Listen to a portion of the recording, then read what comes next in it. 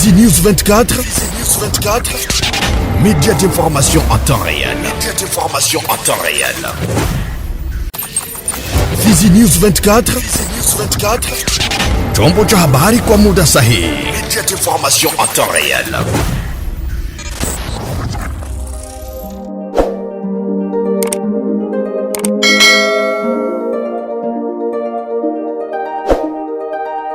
Habari za wakati mpenzi mtazamaji wa Fizi News 24, kwa moyo mkunjufu na kukaribisha kuweza kufuata taarifa za habari zetu kwa lugha tukufu la Kiswahili na kukusamini wewe ambao unaendelea kutufuata kila kuchao na kutupa muda wako. Kumbuka kwamba hii ni Fizi News 24 inakujia mashariki mwa nchi ya Jamhuri ya Kidemokrasia ya Kongo. Mpenzi mtazamaji, kwa siku ya leo tutazungumzia kuhusu taarifa ambayo inateka vichwa vya habari ambayo inashamiri sana kutokana na uvumi ambao unaendelea, na kwa leo tutajikita kwa undani kabisa ambao utakuwa ni uchambuzi wa habari hiyo, ambako utapata fursa kuweza kusikiliza watu mbalimbali ambao waliweza kutoa maoni yao kutokana na habari ambazo zinaendelea kushamiri. Msikilizaji, habari hizo ziliweza kuanzia katika ukoo mji wa Kindu, ambako kulisemekana kwamba kuna kundi la watu ambao linakuwa najihusisha na kubeba sehemu za siri za mwanaume, hivyo ikahamia mpaka katika mji wa Kalemi na sehemu zingine. Kwa sasa mpenzi mtazamaji, vinashamiri katika mji wa Baraka ambako kunaripotiwa visa kaza. Katika pitapita za waandishi wa TV yako tuliweza kukutanana na mmoja kati ya wale ambao wanasema wamechukuliwa viungo vyao, na huyo hapa alionyesha namna hali hiyo ilivyokuwa. Ndiyo, yeye alikuwa amenipeleka kweli. Mimi nilikuwa pale vile. Kutoka pale nikaelekea kwa ile parapui pale. Nilikuwa mpatia ile sere yake 1000 francs pale. Nilikuwa nampatia tu yake 1000 francs, nikashtukia mkono wangu kwa nyuma unashika. Kuangalia nyuma nikakuta ni wasoda watatu. Sasa umoja ndio alikuwa amenishika mkono. Mimi kumgeukia akaniambia eti sijui nilikuwa kama mwaka sahani hivi. Eti nilikuwa nataka nimpige kama mwaka sahani kile nilikuwa nako mikono. Mimi nikamwambia hivi sahani yenye niko nayo na mkono uko huku ikakufikia yeye kule. Yeye akaenda. Na mimi nilikuwa mkurudia nishakuwa hapa kwa mlango na najisikia mwili baridi na jasho kwa mbali hivi. Kaona bora nilikuwa jisikia hivi hata kwa kugusa vitu hakuna. Kutoa pantalo kufungula kuangalia. Boro iko naenda naingia kwa ndani. Ndio mimi nikaenda na mkimbilia kule. Nikamfuata nikamwambia bagra pale mama walikuwa pale kupiste, nikabaonesha kabisa na penyewe wakaona jinsi ilikuwa ishakuwa. Mimi kumfikia yule soda nikamwambia vipi bwana mimi wewe kunigusa tu pale naona vyangu huko hakuna. Eti hapana sio mimi kwani soda siwezi faa vile. Baada ya kuona watu wanaanza sogea ndo akanipiga kwa mabega. Eti peti yangu mimi siwezi faa vile niko soda. Ndio nikaanza sikia kukope naanza kiana rudi. Ikarudia kabisa wengine bafia pale wakanibana tuenye mkimwa kinyumba nikaenda jo akanambia vishakuwa sawa. Kwa sasa hivi vishakuwa sawa. Nilikuwa naona tu ile ngozi ya boro iko ndena jifinya. Yaani iko ndena jifinya sababu baridi mingi. Juu nilikuwa sikia njoo baridi. Ikajifinya yote kaingia njoo kwa ndani kaingia yote ukabakia kale kachongo hivi. Vile hatukuishia hapo. TV yako ilipata fursa kuzungumza umoja kati ya wale walionusurika kwa kusema kuwa wanakuwa wanajihusisha na kazi za kuchukua sehemu za siri za kiume, ambaye naye anaonesha mshangao wake na kuona tukio hilo limemtokea kitu ambacho kwa upande wake hakina ukweli wowote. Mimi nafika hapa jana niko mgonjwa natoka kupigana vita Minembwe. Natoka Minembwe kupigana vita. Alors mimi kupita yangu tu naambia baba pardon nipite. Napita yangu. Oh vie, pardon. Unaniambia vyangu naambia binini? Asi hapana binaanza rudia. Naambia nini? Anatosha buchi yake. Anza kuonesha sina rudia sasa. Hii vitu yenyewe uko naongea mimi sijui wangu. Niko officier militaire. Natoka mu vita Minembwe. Me kufika yangu tu mara moja naona gaso mwa anakuya na njoko nipika lijiwe mkichwa. Unarudisha maana kio njoko nabeba, anamwambia uko nabeba nini? Mimi sijui ile mambo depuis mimi nazaliwa.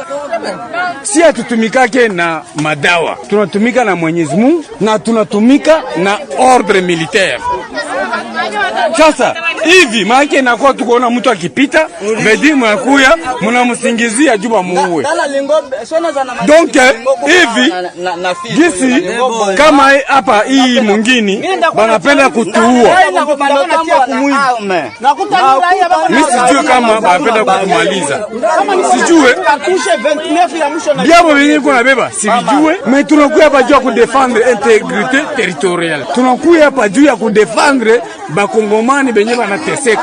Pourquoi vile biabo hawatabibeba kule baende bapige adui? Messi ndio wanapenda wamalize ule garçon paka na mie viongozi bamuone na banisaidie kumuona. Ndio yeye anamaliza anakuwa na nijua anapika Mtazamaji wangu, visa hivyo vimeshapelekea watu kuuawa, kuchomwa na hata kuliwa nyama. Upande wa familia ya kijana mmoja ambaye alipoteza maisha kwa tuhuma za kuwa anachukua sehemu za siri za mwanaume, wanaonesha mafadhaiko yao kutokana na kitendo ambacho kimefanyiwa kijana wao.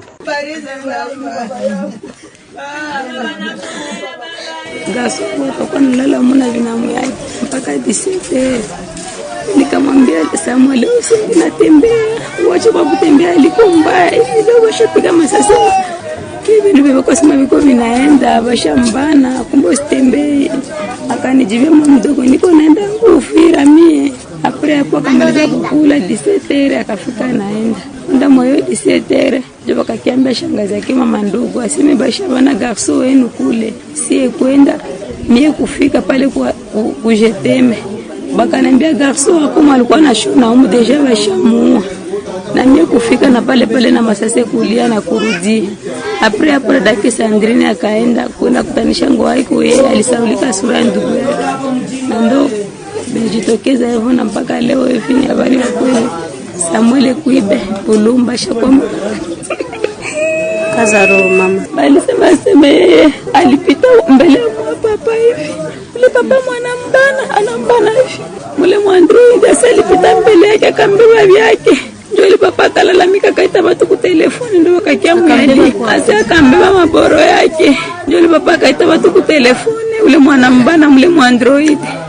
Ndio bakafika wanambana akajitetea mtoto fasi yote hakuwezekana na ndio bakamuua, bakamchinja, bakamtoa mwili chini. Bakamtoa tumbo, bakamtoa roho, bakamtoa kichwa na ndio kisema bakia tu ni kiwiliwili tu miguu. Tangu mimi peshere. Mbele alianza kwanza kazi ya kushona, kaona hata mna faida. Mama mdogo amna mafaida tuko wa mingi mwatele ufranga ni budogo ndo akaingia mkaze kipeshere kumairi hapo. Ujumbe wenyewe nitasema tu sina tawa kusema na sikasa vile kinachanganikiwa. Bana nikata mingulu na mikono ndio alikuwa baba ndio alikuwa mama alikuwa mfariji wangu wa maisha.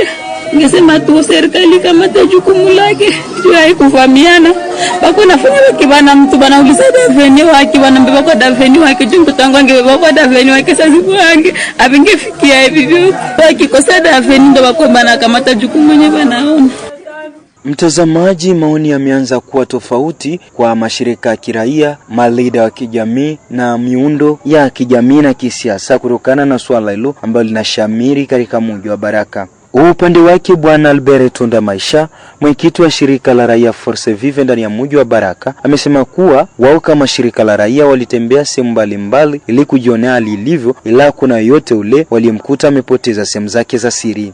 Hii hewa ni hewa ambayo haifanani kabisa. Ni hewa ambayo inasemeka ya giza, lakini sisi vile kama shirika raia hatujawahi kuona mtu yote ule. Wameua mtu pale aseme amebeba kiungo cha mwanaume. Tumeenda pale wanasema kwamba tayari kimerudia. Tumeenda hapa kusikia aja wa security wa Snake Bar aseme imeenda. Sisi wenyewe tumefika pale aseme inarudia lakini iko mfupi. Tumeenda pale kusikia ule ambaye alienda kuyepe, tumemuita Chalumba, watu wamemfuata komanda Chalumba anasema akono le mtu na ajue vile waliua mtu kumezo skale jana. Yule mtu tumemuona aseme imerudia lakini iko mfupi. Tuone iko nayo. Iko mfupi basi kuna kwaka ya mfupi na kuna kwaka ya mrefu na kuna kwaka ya kawaida. Eske kuwa mfupi ndio kumaanisha inabebwa. Kwa saa hii kazi ambayo tushafanya monitoring, hakuna mtu ambaye anaweza kuona sema alikutana mtu mwenye ana kiungo chake cha wanaume. Yaani ni pepo ambayo moyo inaingia na watu wanaweza kuingia mtego na kuna watu ambao wanaweza fungwa bila kutegemea. Sisi tulipenda kuambia kabisa watu kwamba kama vile shirika raia tunasema kwamba ile mambo kama iko yani ni mambo ya giza. Lakini sisi wenyewe hatujawahi kuona mtu hata mmoja mwale ambao wako wanasemewa wamebebewa viungo. Tumewaona na tunakuta wote wako na viungo aseme vimerudia. Sasa wewe kiungo kimeenda na kinarudia na ukose kwenda kwa hospitali. Haiko mambo ya kawaida.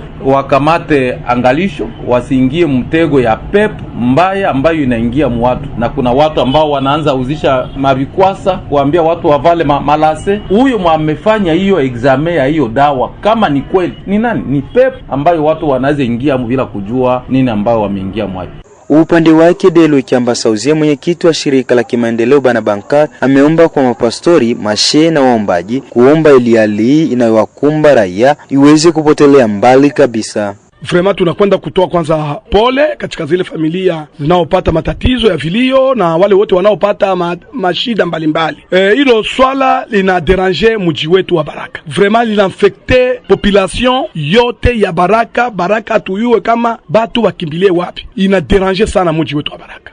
Kweli hiyo matatizo au magonjwa au wao watu wako, tupate ushahidi wa kutosha. Population ya Baraka na territoire mzima ya Fizi ni laana kubwa sana kula nyama ya mtu. Sio tabia yetu, sio asili yetu. Kumbe tutaweza kuomba, ukishakia mtu hapana kuua mtu, shika huyo mtu anayelalamika amechukuliwa viungo vyake na huyo mwingine anayesema anachukua viungo vya mwenzio, washike wote wawili, pelekeni hospitalini, baadaye wapelekeni kwenye serikali. Na hii kama ni hewa mbaya, tunaomba mapastori, tunaomba waombaji, tunaomba wataalamu wa kila namna, kaheni chini ili tuombe hii pepo itoke ndani ya jiji letu la Baraka. Hatupendi tena kusikia mtu ameuawa, hatupendi tena kusikia mtu anafanya mizaa ya kusema mimi nimechukuliwa viungo vyangu vya mwili. Vile bwana Kakozi cha Kubuta Jojo Ngonda, coordinator wa shirika la raia Sosiko RDC, ameonyesha kuwa siku ya tatu hii alizunguka katika kata mbalimbali mjini Baraka ili kuhamasisha raia kutokana na swala hili lililopo ambalo linapotosha fikra za watu na kupelekea wengi kuuawa. Nia na mazumuni ni kuelewesha watu kwamba tuko katika hali mbaya katika jiji la Baraka, na huenda kama tukukamata majukumu sisi kama viongozi wa shirika la raia kwa kuhamasisha watu kufatana na habari za uongo ambapo zinatanda katika jiji la Baraka, watu watafikia kuuana wengi na maafa itakuwa mengi. Na ndio maana nimekamata ile jukumu ya kupita na mafasi ambapo watu wanakuwa wengi, kuwapatia message kwamba yote ambapo yanapitika katika jiji la Baraka ni uongo, na ambapo wanafikia kufa ni wainosa, yani ni watu ambapo hawana hatia yoyote ile. Nimefikiria swala hilo ni kufatana kwanza ni dalili ambapo zilipita pale tariki 2 mwezi wa 3 mwaka utunao kwa kuua kijana mmoja wa mwanafunzi ambapo alikuwa anatoka pale kufeki akijelekeza nyumbani upana franga yule wamuingizie msimu, na wakafikia kumkamata kwamba ni moja wapo ya watu ambapo wanakuwa wanachukua watu masehemu za siri za kianaume, wakamchoma na ukamkula. Na kwa hiyo unakutana hali dalili siko nenda zinageuka. Sasa hivi kubandro walitaka uwa mtu mwewe anaita Puff Daddy, anazoeana tena watu kumuita jina ya Fali. Walitaka kumuua, kama alipiga mtu kofi aseme hata unanipiga kofi wewe pia huko moja wapo. Kwa hiyo unakutana ni vitu ambapo vinakuwa ni watu wanavichukua kama ni vitu vya ajabu, na wakati anavichukua ni vitu vya ajabu binakuwa na hasara, na hasara yenyewe ni kuua watu ambapo hawana hatia yoyote. Ndio maana nimesema hapana, ni lazima kama kiongozi wa shirika la raia lazima niongee na raia kwa kusema no à la justice populaire katika jiji la Baraka. Kumbuka kwamba mpenzi mtazamaji, swala hili lilianzia katika mji wa Kalemi ambako meya wa mji wa Kalemi anaonesha mengi kuhusu swala hilo. Kuhusu bale benyewe kuondolewa masex, banasema ke masex yabo iko inaondolewa. Ile ya rumeur ilisirkule sana mkini wetu wa Kalemi. Et nous en tant que autorité urbaine tulisema kama tushuke mu terrain, twende tuangalie si réellement ile maka ni ya kweli. Wakati tulishuka kwa polisi kulikuwa kaya batu 3. Wakati tulikuta polisi tukakuta na mtu mmoja mwema alisema kama yeye ndio mwenye kubeba masete ya batu. Wakati tulibauliza wakasema moya alikutana na mtu mkumuuza sigareti, ndio ile pia kumuuza sigareti akashindula sete yake. Mwingine wa mudazi yeye akukutana hata mtu moya, yeye alikuwa anakimbilia aende afate kwa polisi, akaoneka mena sana afika mnivo ya Stade Sendwe, akasikia mwili unamwingia baridi. Pale akajigusa kwa pantalo yake akasema sexe inaregea. Mais après vérification à la police, tukaangalia kila mtu alikuwa na sexe yake. Lakini walikuwa shapiga ule mtu pezime mbaya mpaka hivi eko mumasu. Kitu tunaomba population ya Kalemi, tunasema kama hii habari ni kusirkile mjini wetu ni habari ya bongo. Kwa sababu mwa ile makaa yote disemewa tuliverifie na tukakuta ni makaa ya uongo. Upande mwingine amesema kuwa yoyote atakayeshikwa akimuua mtu yoyote kwa shutuma za kuwa anachukua sehemu za siri za mwanaume atazibiwa vikali. Na tunaelewa kama ni stress yenyewe iko naingia mbanduku yetu ya Kalemi, na nyinyi tunawaomba batoshe ile stress, ile kafe verification haina hapo. Na tunaalika tena kwa bale benye kulalamika kibana nasomba masete yao, wakati tutakamata mwingine na tunaverifie eko na sex ule mtu tutamtia mikono ya justice ili afasirie, alete maelezo zaidi, kwa sababu inakuwa ina create panic in population academy pour rien. Kupitia swala hilo, meya wa mji wa Baraka kwa muda Bi Marie Mukanja Swaz amesema yoyote ule atakayekutwa kichoma mtu kwa tuhuma hizo ataadhibiwa vikali. Niliandika komunike ya kukataa hiki kitendo ambayo vijana wetu wa jiji la Baraka yuko nafanya. Nilitiwa hapa dernièrement, wananipigia simu usiku 21h, kuko mtu mwenye anapotelewa kiungo yake ya siri. Nilienda nikaangalia, hatuna uhakika kama kweli viko vinakamatiwa. Na mie na conseil sécurité hatuyawahi kuona mwenye anakamatiwa inapotea. Donc ule mwana kamatiwa kupotea ndio tutaitika sema kweli wanamkamata kitu. Me nini itatuambia kama uko na ya kabambe ama uko na ya kidogo? Hatuyui yenye itatuambia vile. Nilitosha kule communiquer. Ule mwatalalamika mimi nakamatiwa. Bana nibeba sehemu yangu ya mwili na anavamia mtu. Donc niliambia conseil sécurité watamshughulikia bamkamate na yeye na mwenye anasemewa anakamatana. Ile kitendo tunaikemea bajeni kujichukulia sheria mu mikono, kuanza huwa watu wasio na hatia. Ile tunakatala na tusisikie. Ili instruire conseil ya sécurité yoyote mwatasema mimi nakamatiwa kiungo yangu ya siri, anakamatiwa na yeye na mwenye anashutumiwa senje mwenye halichukua kile kitu. Ujumbe wangu wa mwisho, tujue kama tuko na sheria na serikali iko na sheria yake. Wajeni wasijikamatie sheria kwa mikono yao. Wajue vitendo ambao wanaendelea kufanya, serikali nayo sasa itakia lamuka kubashughulikia, wataona kama walikuwa wanaenda kinyume na sheria. Kwa hiyo kila mtu akamate security yake. Fulani ndio alinikamata sehemu yangu ya siri. Pale wewe jichukulie, kamata haye mpeleke katika polisi, peleka haye ku FARDC, peleka haye ku ANR, usilalamiki. Kamata tu haye unamshakia sema huyu ndio alinikamata, pale bana haye mwende tu naye pole, swate ita polisi, swate ita FARDC, ita ANR, itafanya ile kazi. Hapana kujikamatia sheria mu mikono. Mwishowe Lei ambaye ni mwanasheria ameongea hapa nini sheria inasema kwa wale wote ambao wanajichukulia sheria mkononi na wale ambao wanakula nyama za binadamu. Kusema hizo habari kwanza za kweli za uongo sijui, lakini kama mwanasheria nimependa nifanye focus yangu kwa habari mbili.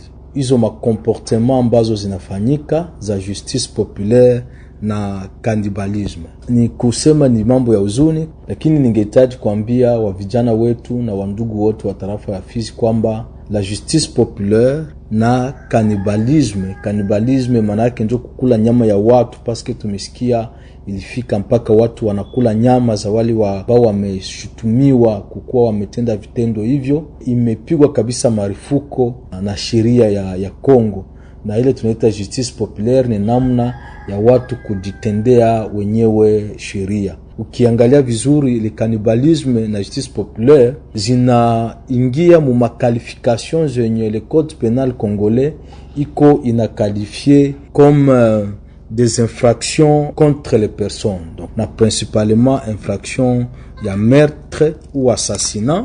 Ni kusema kama kila mwenye iko anadilivre kwa hizo habari anajua kweli kama iko anafanya vitendo kinyume na sheria, na watu wa jamaa au sheria yenyewe kwanza kisema ikamate wale watu wataujiwa na kufuatiliwa kabisa kimahakama mzuri, sababu wanatenda vitendo ambavyo haviendani. Kisoma le code pénal congolais, les articles surtout 44, 45 ukishuka 46 et suivant, utaona vile biko wanakalifie hizo ma meurtre. Donc hali ya kukamata mtu munamuua munamkula ni kitendo kwanza imenuma mbaya, na ya pili sheria inakataza hivyo na inapinire. Tunaomba wa vijana waache hivyo, sababu wanajiexpose contre la justice na wanaweza kufuatiliwa na sheria inaweza kufanya kazi yake.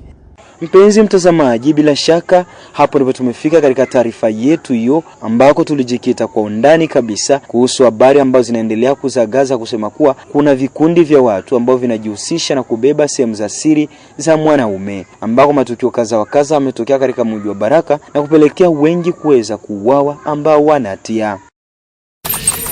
Fizi News 24. Média d'information en temps réel. Média d'information en temps réel. Fizi News 24. Fizi News 24. Chombo cha habari kwa muda sahihi. Média d'information en temps réel.